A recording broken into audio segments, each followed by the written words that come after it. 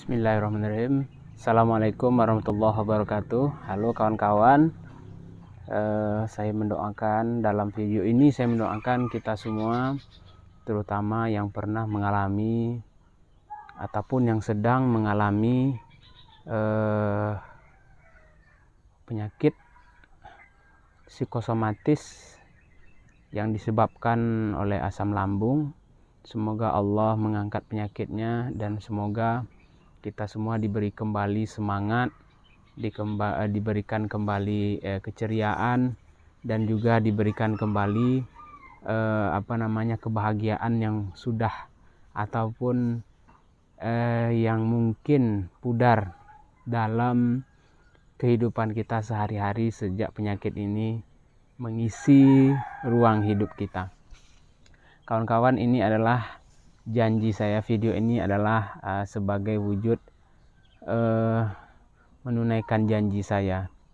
Jadi saya dulu adalah penderita penyakit psikosomatis asam lambung.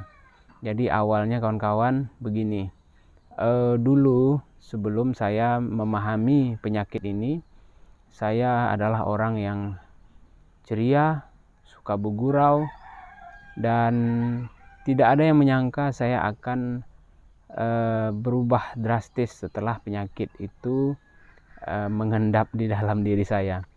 Jadi beberapa bulan sebelum saya tahu penyakit ini, saya kena penyakit ini, gejala-gejala yang awalnya datang yaitu pertama, saya sering sesak nafas gitu. Kalau umpamanya saat ini saya sedang duduk, nanti saya berdiri itu sesak begitu. Dan saya anggap waktu itu mungkin karena tubuh saya yang gendut, apalagi waktu itu saya buncit ya, perut saya ini buncit waktu itu, berat badan sampai 80 kilo, 82 kilo. Terus kemudian di kepala saya ini seperti ditolak begitu. Mungkin ini yang dikatakan orang vertigo. Saya dulu nggak kenal nih apa nama penyakit ini.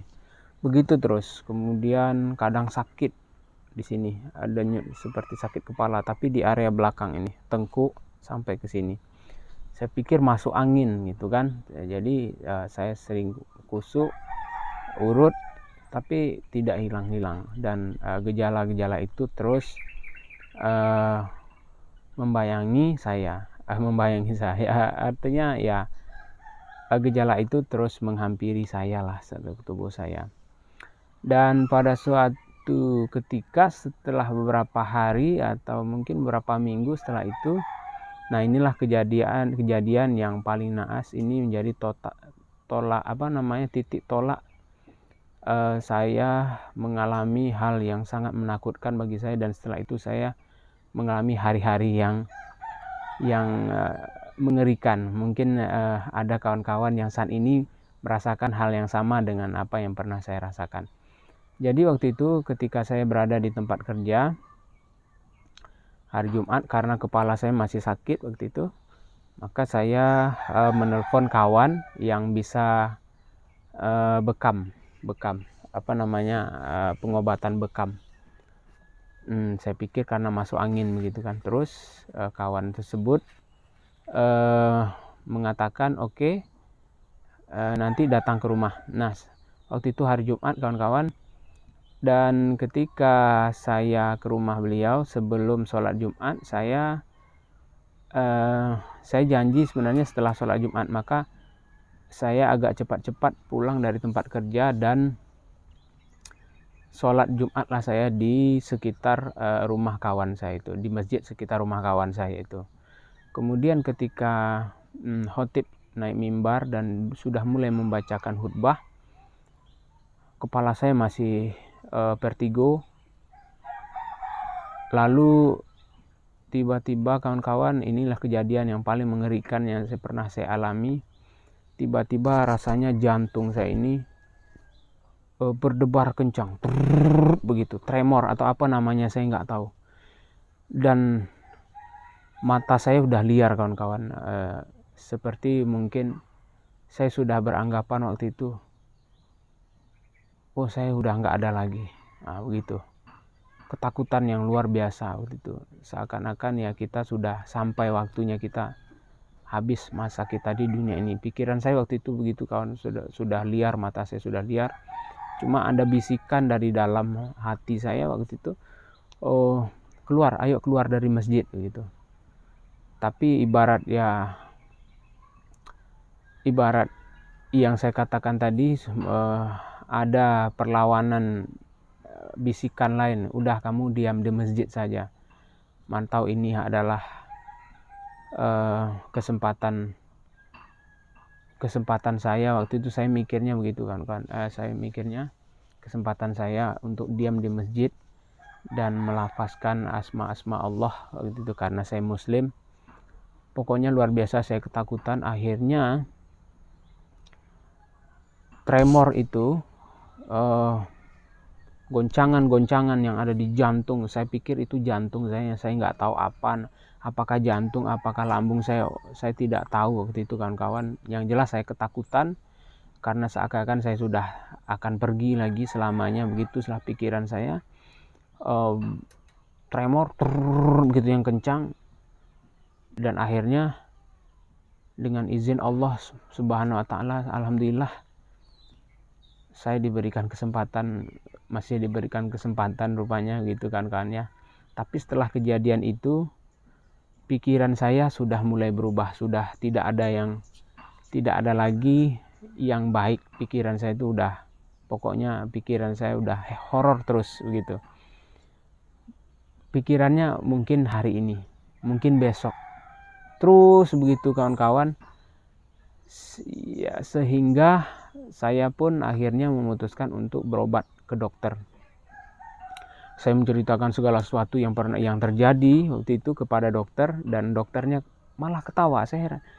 Dokternya ketawa. Kata dokter, itu perasaan kamu saja katanya. Enggak dok, saya ini jantung saya berdebar kencang. Saya katakan begitu. Seakan saya sudah akan pergi lagi selamanya dok. Begitulah apa yang saya sampaikan kepada dokter itu. Tetapi dokter itu malah mengatakan ini asam lambung katanya gitu.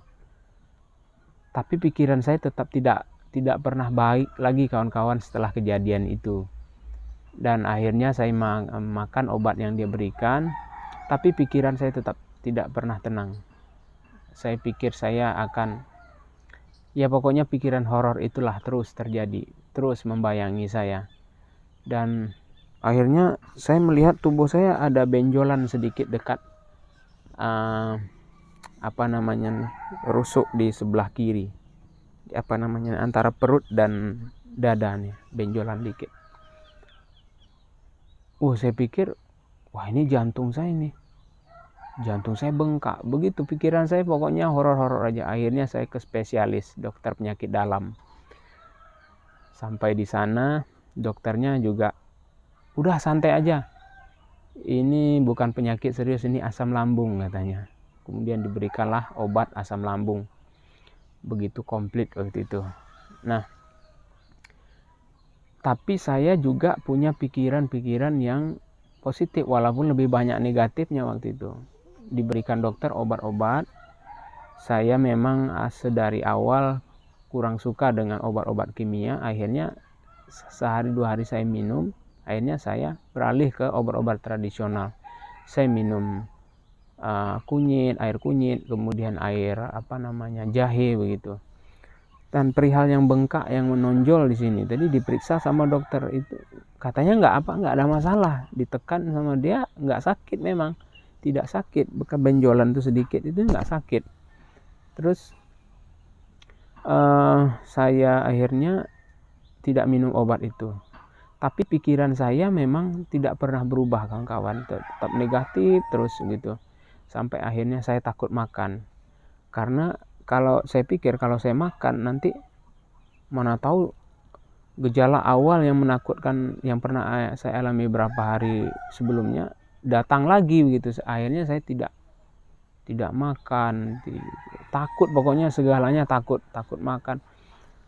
Dan itu berdampak kepada tubuh saya kawan-kawan, yang dulunya berat 80, akhirnya saya kurus, pucat, muka pucat, badan lemas begitu kan.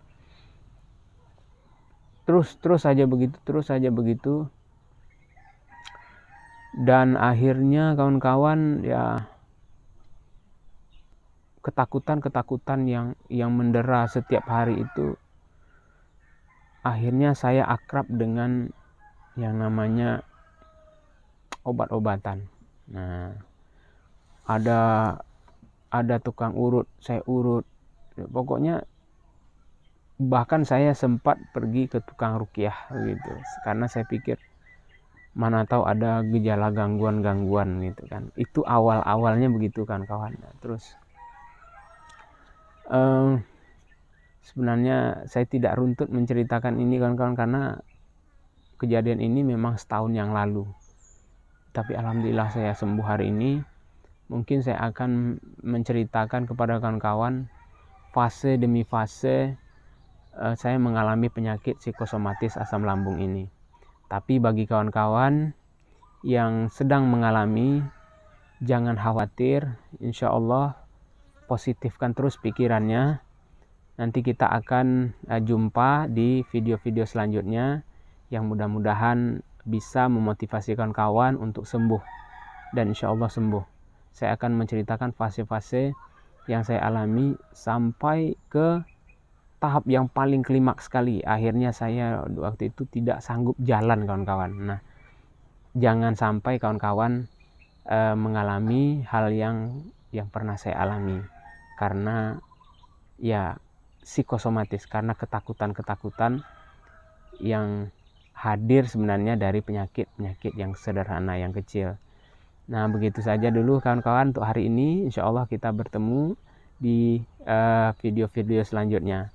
Kalau kawan-kawan tertarik dengan video ini, kawan-kawan boleh menekan subscribe dan tekan lonceng notifikasi. Mudah-mudahan video-video yang saya buat ini bisa memberikan dampak yang bagus untuk perkembangan kesembuhan kawan-kawan. Assalamualaikum warahmatullahi wabarakatuh.